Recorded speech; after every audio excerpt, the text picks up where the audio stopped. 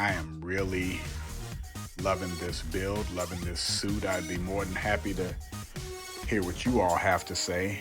Like I said, this cape is a lot lighter in color than the one that he has in the movie, but because of the shimmer, I thought it might be a good fit.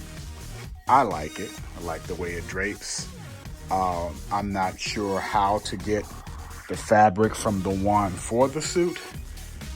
Probably could if I want to buy a costume. I could probably find something that's more screen accurate. Boots came out pretty good.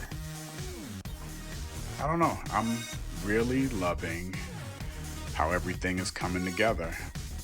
Tomorrow, I'm gonna work on adding the foam pieces to his legs and to his arms, and probably before the week is up, I will complete the helmet. And that will be it. My Kang build will be done. So feel free to comment. Let me know what you're thinking. And thanks for watching Master of None. Don't forget to subscribe. Take care.